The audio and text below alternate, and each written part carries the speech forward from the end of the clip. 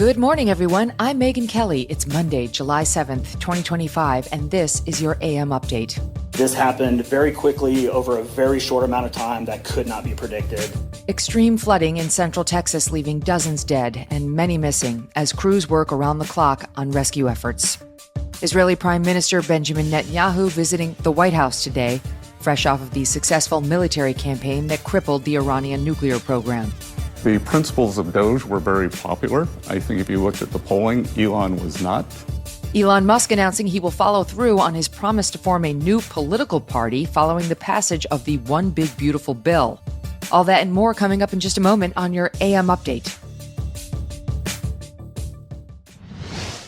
Every dollar you spend is either supporting your values or working against them. In today's economy, where you spend your money matters.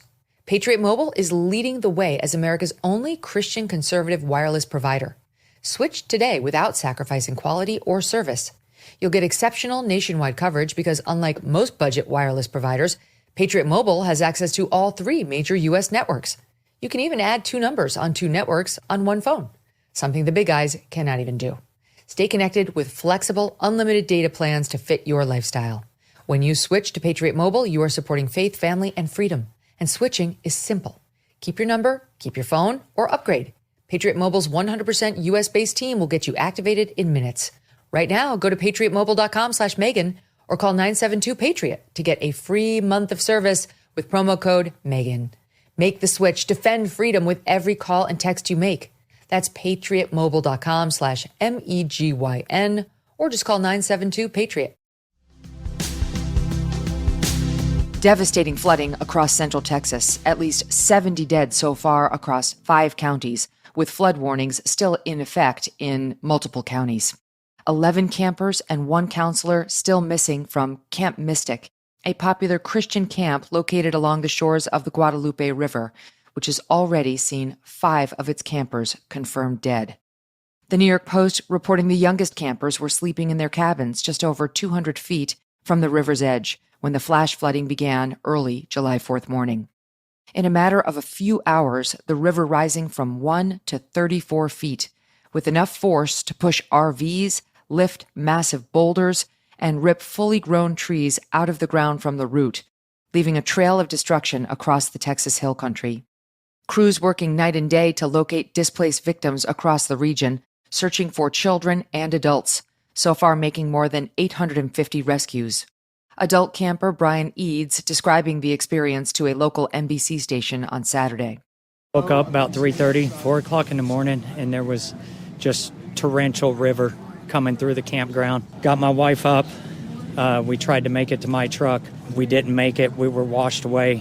Got into another truck. He was able to get it started. We made it 20 feet, a fight for survival at that time. Me and my wife got separated. I grabbed a hold of one tree. I was trying to push something for her to float on. I took a tumble in the river. I came back up, and I couldn't see her. I couldn't hear her. Mr. Eads' wife did not survive. Amid the devastation, also some miracles. A local CBS station describing the young woman surviving under seemingly impossible odds.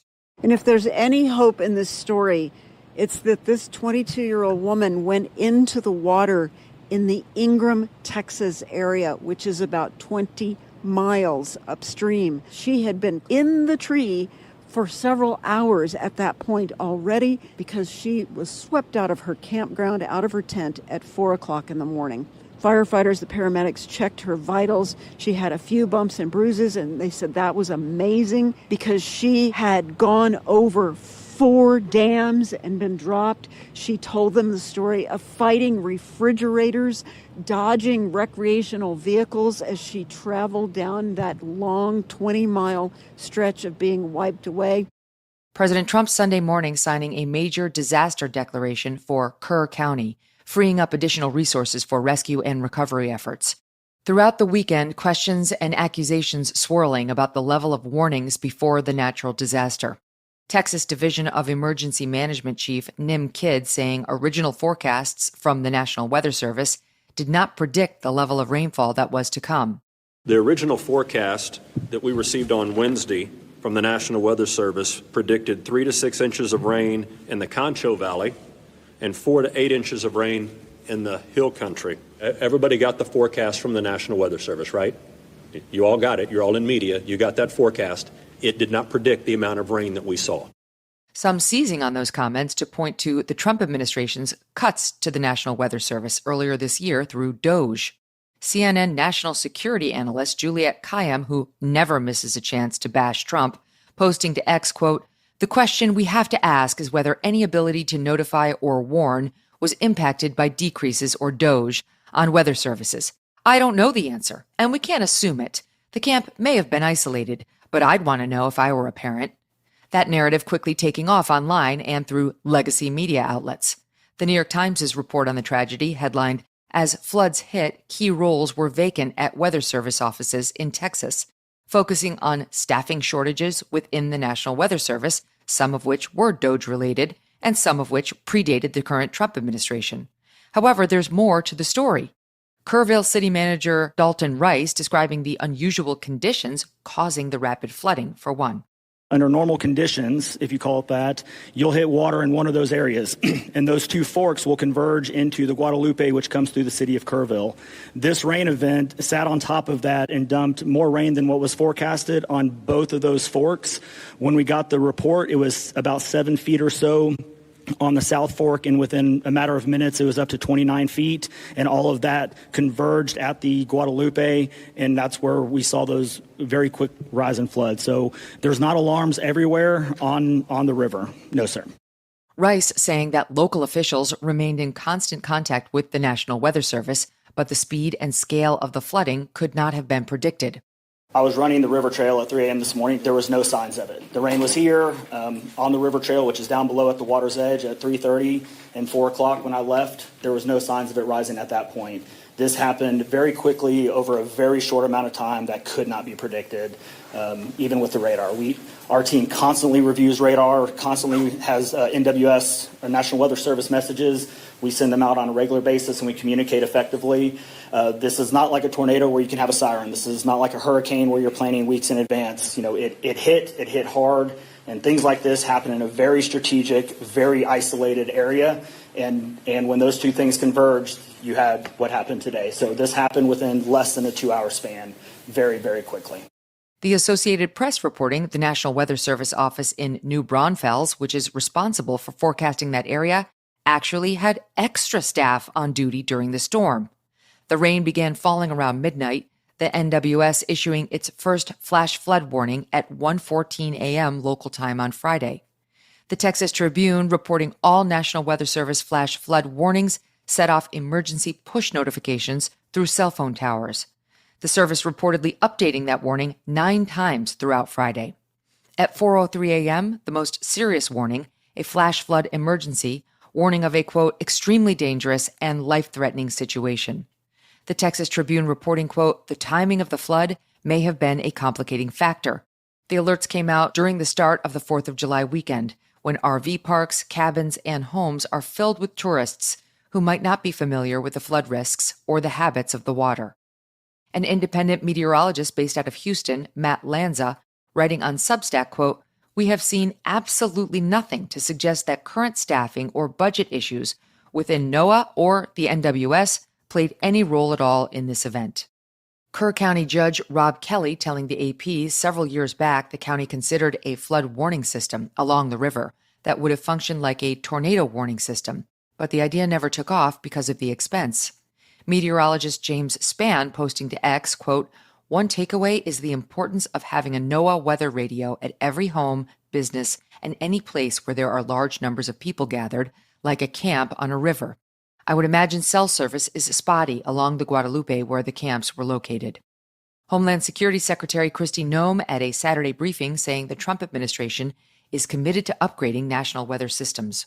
The National Weather Service over the years at times has done well, and at times we have all wanted more time and more warning and more alerts and more notification. That is something, and one of the reasons that when President Trump took office that he said he wanted to fix, and is currently upgrading the technology. And the National Weather Service has indicated that with that and NOAA that we needed to renew this ancient system that has been left in place with the federal government for many, many years.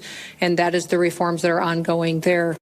On Sunday from Rome, Pope Leo offering a special blessing for those impacted by this terrible tragedy. I would like to express sincere condolences to all the families who have lost loved ones, in particular their daughters who were at summer camp in the disaster caused by the flooding of the Guadalupe River in Texas in the United States. We pray for them. Coming up, Israeli Prime Minister Benjamin Netanyahu visits the White House today as Israeli officials negotiate toward a ceasefire deal with Hamas. And Elon Musk forms a new political party, ruffling many feathers on the right. It wasn't supposed to get this bad. Remember the time when you actually were on top of your bills? Then inflation hit, groceries, gas, everything shot up, prices up 26% from just a few years ago. It's not necessarily your fault if you have fallen into real debt. Let me share a smarter, faster, far easier way out of it. It's called Done with Debt, and they are not like other debt relief companies. They don't push loans or bankruptcy on you. Done with Debt has legendary negotiators who go head-to-head with your credit card and loan companies, and they have one goal: to drastically reduce or eliminate your debt altogether. They move lightning fast. Most clients see more money in their pocket month one. But a word to the wise, hurry, because some of their debt erasing strategies are time sensitive, so consider talking to a Done with Debt strategist before you make another bill payment. It's free. Visit donewithdebt.com, donewithdebt.com, donewithdebt.com. Israeli Prime Minister Benjamin Netanyahu visiting President Trump at the White House today.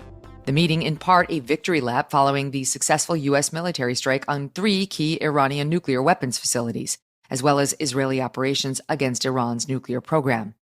This, the third White House visit for the Prime Minister since the start of the second Trump administration. The two leaders are now focusing on what comes next in the war on Hamas. Ceasefire negotiations with the terrorist group have so far remained unsuccessful.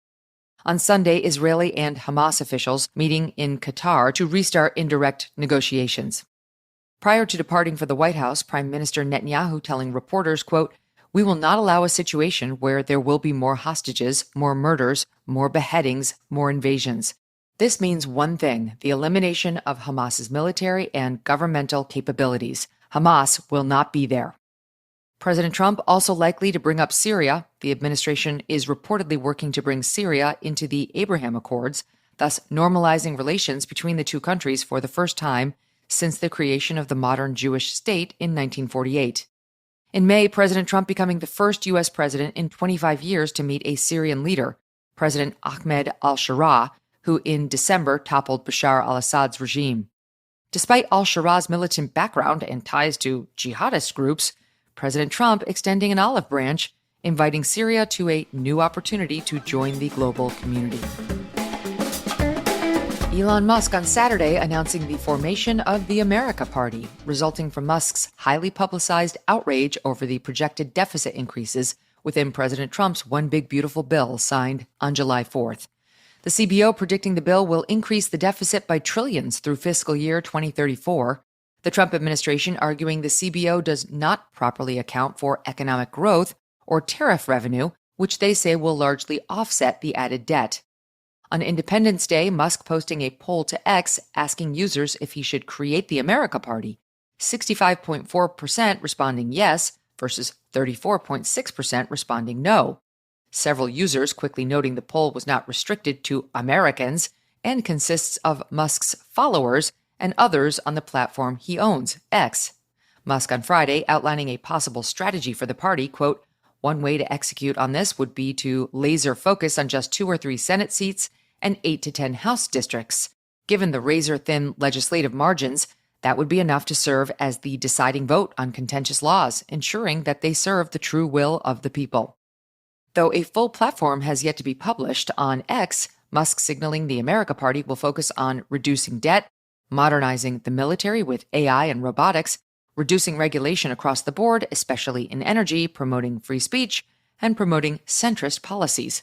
Many on the right criticizing the move, voicing concerns that a third party will only divide the Republican vote, boosting Democrats. Founder of Early Vote Action, Republican Scott Pressler posting to X, "If Republicans lose the House in 2026, which the creation of a third party is likely to do, There will be no budget for DHS to deport criminal illegal aliens. We will likely lose 2028, and there goes control over the census. The border opens up again, and it was all for naught. Treasury Secretary Scott Bessent reacting Sunday on CNN to Musk's new venture. The principles of DOGE were very popular. I think if you looked at the polling, Elon was not.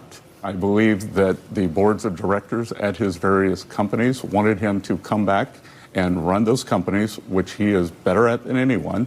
So I imagine that those board of directors did not like this announcement yesterday and will be encouraging him to focus on his business activities, not his political activities. And that'll do it for your AM update. I'm Megyn Kelly. Join me back here for the Megyn Kelly Show, live on SiriusXM Triumph Channel 111 at noon East, on youtube.com/Megyn Kelly, and on all podcast platforms.